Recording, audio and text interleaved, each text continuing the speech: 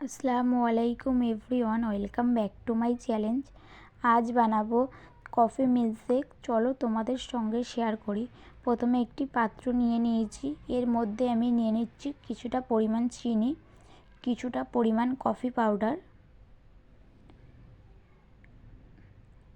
কিছুটা পরিমাণ আগে থেকে আমি জাল করে নিয়েছি সেই কিছুটা পরিমাণ লিকুইড দুধ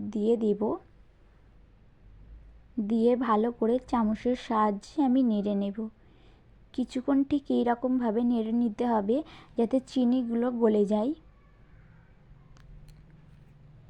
চিনিগুলো গলে যাওয়ার পর এর মধ্যে দিয়ে দিচ্ছি আমি লিকুইড দুধ, যেটি আগে থেকে আমি জাল করে রেখে দিয়েছিলাম।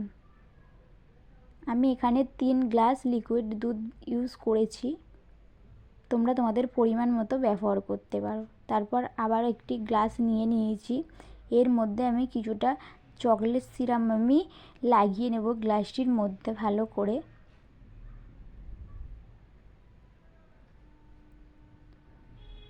ভালো করে লাগানো হয়ে গিয়েছে, এই দেখে নাও। এবার এর মধ্যে আমি কফিটি দিয়ে দেব।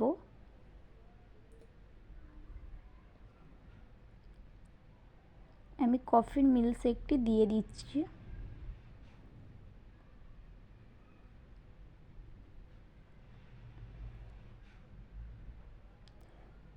আস্তে আস্তে ঢেলছি, তা না হলে পড়ে যাবে। তারপর আমি আগে থেকে কিছুটা পরিমাণ চকলেট কুচিয়ে রেখেছিলাম, সেটি আমি মিল্কশেকের উপরে ভালো করে দিয়ে দেব।